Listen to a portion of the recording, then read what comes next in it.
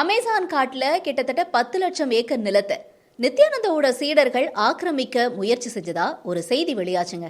இந்த செய்தி தான் இப்ப நித்யானந்தாவை பத்தி மறுபடியும் நம்மள பேச வச்சிருக்கு. கைலாசா அப்படின்னு ஒரு நாடே இல்லாதப்ப தொடர்ச்சியா இப்படி ஒரு தேசம் இருக்கிறதா சொல்லி நித்யானந்தாவோட சீடர்கள் ஏமாற்று வேலையை செஞ்சுட்டு வராங்க. அப்படி என்ன மாதிரியான ஏமாற்று வேலைகள், எங்கெல்லாம் இந்த ஏமாற்று வேலைகளை அவங்க செஞ்சாங்க, உண்மையாவே பொலிவியாவில் என்ன நடந்துச்சு, ஐநா ஒரு நாடை எப்படி அங்கீகரிக்குது, இப்படிங்கிற விஷயத்தெல்லாம் விரிவா பார்க்கலாம். பெங்களூரு அடுத்த பிடதியில ஆசிரமத்தை நடத்திட்டு வந்துட்டு இருந்தாரு நித்யானந்தா. அப்புறம் அவர் மேல ஒரு பாலியல் குற்றச்சாட்டுல சிக்கினதுக்கு அப்புறமா 2019 நாட்டை விட்டே வெளியே போயிட்டாரு. தொடர்ந்து 2019 இறுதியில தான் கைலாசா அப்படிங்கிற ஒரு நாட்டை உருவாக்கி இருந்ததாவோ அறிவிச்சிருந்தாரு. இதுல இன்னும் முக்கியமா நம்ம பார்க்கக்கூடிய விஷயம் என்ன அப்படின்னு பார்த்தோம்னா, அதாவது ரிஷபகொடி, இ பாஸ்போர்ட், நாணயம், கல்வி, கருவூலம்னு சொல்லி நிறைய துறைகளுக்கான அறிவிப்பெல்லாம் கூட அவர் வெளியிட்டிருந்தார். இதெல்லாம் கேட்கும் போது நிறைய பேர் பயங்கர ஷாக் ஆனாங்க அப்படின்னே சொல்லும். உண்மையாலே கைலாசான்னு ஒரு நாடு இருக்கா, எப்படி நித்யானந்தாவால கைலாசா அப்படிங்கிற நாடை உருவாக்க முடிஞ்சது, இப்படின்னு பல கேள்விகள் இருந்துச்சு. அது மட்டும் இல்ல, ஒரு தனி நபரால ஒரு நாட்டை உருவாக்க முடியுமா அப்படிங்கிற கேள்வியும் பல தரப்புல இருந்து எழுந்திருந்துச்சு. நித்யானந்தா ஈக்வத்தார் நாட்டில் இருக்கக்கூடிய ஒரு தீவை விலைக்கு வாங்கியிருந்ததாகவும் அந்த தீவை தான் தன்னோட கைலாசா நாடு அப்படின்னு சொல்லிட்டு அவர் அறிவிச்சதாகவும் நமக்கு தகவல் எல்லாமே கிடைச்சிருந்துச்சு. அதை நிறைய தடவை நம்மளே கூட கேட்டிருப்போம். இப்படி இந்த மாதிரி விஷயங்கள் ஒரு பக்கம் சர்ச்சையா போயிட்டு இருந்த நிலையில 2023 பிப்ரவரியில ஐநாவோட ஒரு சபை கூட்டம் நடந்திருந்துச்சு. இந்த சபை கூட்டத்துல நித்யானந்தாவோட பிரதிநிதியான விஜயபிரியா அப்படின்றவங்க கலந்துகிட்டு இருந்தாங்க. இவங்க அந்த கூட்டத்துல கலந்துகிட்டது மட்டும் கிடையாதுங்க, அவங்க நிறைய விஷயங்களை பேசியிருந்தாங்க. அதாவது அவங்க என்ன சொல்லியிருந்தாங்க அப்படின்னா, இந்து மதத்தினுடைய முதல் இறையாண்மை நாடு தான் எங்களோட கைலாசான்னு சொன்னாங்க. அது மட்டும் கிடையாது, இன்னொரு விஷயமா அவங்க சொன்னது, எங்களோட இந்த கைலாசா நாட்டில் 150 நாடுகளோட தூதரங்கள் இருக்குன்னு சொல்லியிருந்தாங்க. எங்களோட தலைவருக்கு தொடர்ந்து மிரட்டல்கள் வருதாவும், எங்களோட தலைவர் அதாவது நித்யானந்தாவை நீங்க எப்படி காப்பாற்ற போறீங்க அப்படின்னு சொல்லி ஐநாவை பார்த்து அவங்க கேள்விகள் எல்லாமே முன் வச்சிருந்தாங்க. இவங்க கேட்ட கேள்வி அந்த ஐநா சபை கூட்டத்தில் இருந்த பலரையும் தலை சுத்த வச்சுது அப்படின்னே சொல்லலாம். சரி, இவங்க இப்படி கேட்டாங்க அப்படிங்கிறதுக்காக அப்போ ஐநா அந்த நேரத்தில் என்ன பதில் சொல்லுச்சு அப்படின்னு கண்டிப்பாக நமக்கு எல்லாருக்குமே ஒரு கொஸ்டின் வரும் இல்லையா. ஐநா என்ன சொல்லிட்டாங்க அப்படின்னா, கைலாசா அப்படிங்கிறது ஒரு கற்பனை தேசம். அதே மாதிரி கற்பனை தேசத்துல சேர்ந்த ஒரு பிரதிநிதி விஜயபிரியா இவங்க சொன்ன பேச்செல்லாமே இந்த ஐநா சபை கூட்டத்தில் எடுபடாது. அவங்களோட பேச்செல்லாம் நாங்க அதிகாரப்பூர்வமாகவே நீக்கிடுறோம். அவங்களோட எந்த ஒரு விஷயமும் இங்க எடுத்துக்க முடியாது அப்படிங்கிற மாதிரியும் ஐநா சபை சொல்லியிருந்தாங்க. ஐநாவோட கூட்டத்தில் எந்த அமைப்பை சேர்ந்தவங்க வேணா பேசலாம் அப்படிங்கிற அனுமதி இருக்கிறதுனால தான் இந்த விஜயபிரியா அப்படிங்கிறவங்க கிட்டத்தட்ட பார்த்தோம்னா தன்னோட அதாவது கைலாசாவை ஐநா அங்கீகரிச்சிச்சு அப்படிங்கிற மாதிரியான ஒரு பொய்யான தோற்றத்தை உருவாக்கி ஏமாத்திட்டு வந்ததும் தெரிய வந்துச்சு. ஐநா சர்ச்சை ஒரு பக்கம் ஓய்ந்த நிலையில அடுத்தபடியா பாத்தீங்கன்னா அமெரிக்காவில் திரும்பியும் வெடிக்க ஆரம்பிச்சது இந்த சர்ச்சை. உளவுத்துறை பாதுகாப்புக்கு பெயர் போன அமெரிக்காவிலேயே கைலாசான்னு ஒரு தனி நாடு இருக்கிறதா சொல்லி அங்க ஒரு ஒப்பந்தத்தை போட்டு ஏமாத்து வேலையில ஆரம்பிச்சிருக்காங்க நம்ம நித்யானந்தாவோட சீடர்கள். அது என்ன ஒப்பந்தம், எங்க போடப்பட்டுச்சு அப்படிங்கறதெல்லாம் பார்க்கலாம். அதாவது அமெரிக்காவோட நியூ ஜெர்சில இருக்கிற நியூயார்க் நகரம் அப்படிங்கிற இடத்துல தான் இந்த ஒப்பந்தம் ஒன்று போடப்பட்டிருக்கு. அது என்னன்னா, கலாச்சாரம் சமூக பரிமாற்றத்துக்கான ஒரு ஒப்பந்தம். அதாவது சிஸ்டர் சிட்டி அப்படின்னு சொல்லக்கூடிய ஒரு ஒப்பந்தத்தை நாங்க போட்டிருக்கிறதா கைலாசா அதிகாரப்பூர்வமாவே சொல்லியிருந்தாங்க. ஆனா எங்களை ஏமாத்தி தான் இந்த ஒப்பந்தத்தை அவங்க போட்டாங்க அப்படின்னு சொல்லியிருந்தது நியூயார்க் நகரத்தோட நிர்வாக அதிகாரிகள்.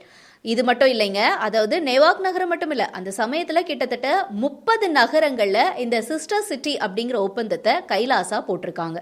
கைலாசான்னு ஒரு நாடே இல்ல, ஆனா இவ்வளோ பெரிய அமெரிக்கா நாட்டில் எப்படி இந்த மாதிரி பொய்யான ஒப்பந்தத்தை போட முடியும் அப்படின்னு சொல்லி அமெரிக்காவில் இது ஒரு பெரிய சர்ச்சையாவே வெடிச்சிருந்துச்சு.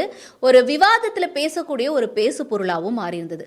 அந்த நேரத்தில் அமெரிக்கா மட்டும் இல்லைங்க, பிரான்ஸ், கினி, அப்புறம் சியாரா லியோன், இந்த மாதிரி பல்வேறு நாடுகளையும் பல்வேறு இடங்கள்லையும் நிறைய ஒப்பந்தங்கள், அதாவது கலாச்சார சமூக பரிமாற்றத்துக்கான ஒப்பந்தத்தை இந்த நித்யானந்தாவோட குரூப் போட்டிருந்ததாகவும், கைலாசா நாட்டில் இதை நாங்க போட்டிருக்கோன்னு சொல்லி அவங்களும் அதிகாரப்பூர்வமாவே சொல்லியிருந்தாங்க.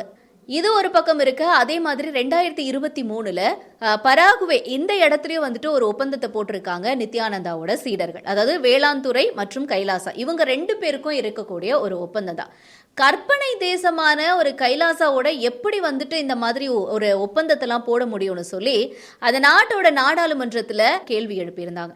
இதனால என்ன ஆச்சுன்னா இந்த சம்பவம் ஒரு பெருசா வெடிச்சு அதற்கு அடுத்தபடியா அந்த பராகுவேல இருக்கக்கூடிய அமைச்சர் பதவியே பறி போயிருச்சு அப்படின்னு சொல்றோம். அதாவது அர்னால்டு ஜமோரா அவர் தான் வந்துட்டு அந்த சமயத்துல வேளாண் துறை அமைச்சரா இருந்தாரு.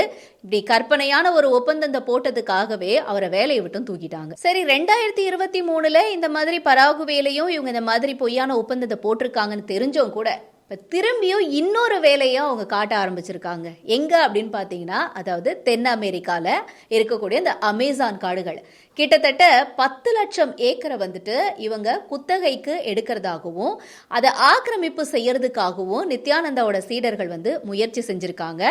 இதை வந்துட்டு அந்த நாட்டோட அமைச்சரான டெல்கார்வியோ இவர் வந்து அதிகாரப்பூர்வமாகவே சொல்லியிருக்காரு. 10 லட்சம் நிலம் ஏக்கரை ஆக்கிரமிக்கிறதுக்கு கிட்டத்தட்ட 1000 வருஷத்துக்கு குத்தகைக்கு எடுத்ததாகவும் ஒரு வருஷத்துக்கு 92 லட்சம் ரூபாய் குத்தகை பணம் தரதாகவும் அவங்க பேசியிருக்காங்க. சட்டவிரோதமான ஒரு நிலம் கையகப்படுத்துற விஷயம்னு சொல்லி இந்த விஷயம் இன்னும் பரவலா பேசப்பட்ட நிலையில அங்க என்ன பண்ணிட்டாங்க தெரியுமா, அந்த சீடர்கள் வந்திருந்தாங்க இல்லையா, நித்யானந்தாவோட சீடர்கள் ஒப்பந்தம் போடுறதுக்கு அவங்கள 20 பேரை அந்த நாட்டை விட்டே வெளியே அமிச்சிட்டாங்க. இவங்க சுற்றுலா பயணிகள் மாதிரி பொலிவியாக்குள்ள நுழைஞ்சு அதுக்கு அடுத்தபடியா பல்வேறு விஷயங்கள் தகவல் எல்லாம் சேகரிச்சு அதற்கு அடுத்தபடியா தான் அந்த பழங்குடியின மக்களை போய் சந்திச்சு அவங்க மூலியமா இந்த நிலத்தை வந்து ஆக்கிரமிப்பு செய்யறதுக்காக அவங்க முயற்சி பண்ணியிருக்காங்க அப்படின்னு சொல்லியிருக்காங்க. பொலிவியாவில் இவங்க வந்து ஆக்கிரமிக்க, அதாவது அமேசான் காடுகளை இவங்க ஆக்கிரமிக்க நினைச்ச இடத்தோட மதிப்பு எவ்வளவு அப்படின்னு நம்ம பார்ப்போம். அதாவது டெல்லியை விட 2.5 மடங்கு அதிகம்னோ, மும்பையை விட 6.5 மடங்கு அதிகம்னோ, பெங்களூரு விட 5.3 மடங்கு அதிகம்னு, கொல்கத்தாவோட 19 மடங்கு அதிகம் அப்படின்ற தகவலும் வெளியாயிருக்குங்க. இப்படி கைலாசா அப்படிங்கிற ஒரு போலி நாட்டு பிரச்சாரத்தை வச்சுக்கிட்டு தொடர்ந்து நித்யானந்தாவோட சீடர்கள் பல்வேறு இடங்கள்லையும் பல்வேறு நாடுகள்லையும் அவங்களோட ஏமாத்து வேலையை செஞ்சுக்கிட்டு இருக்காங்க. பல நகரங்களும் நாடுகளையும் ஏமாந்துட்டு வரதும் தொடர்கதையாக தான் ஆயிட்டு இருக்கு. அப்படி இருக்கும் பொழுது ஒரு இறையாண்மை, அதாவது ஒரு தேசம் இறையாண்மை நாடு அப்படின்னு சொல்லி அங்கீகரிக்கப்படுது எப்படி அப்படிங்கிறத நம்ம பார்க்கலாம். ஒரு தனி நாடு அப்படின்னு சொல்றாங்கன்னா அவங்களுக்கு சுய நிர்ணயம் அப்படிங்கிறது ரொம்ப ரொம்ப முக்கியமானதா இருக்கு. அதே மாதிரி ஒரு இறையாண்மை கொண்ட தேசம் அப்படின்னு சொல்றாங்கன்னா அவங்க எந்த நாட்டுக்கும் கட்டுப்பட்டவங்களா இருக்கக்கூடாது. அதே நேரத்தில் எந்த ஒரு நாட்டையும் சார்ந்தவங்களாவும் அவங்க இருக்கக்கூடாது.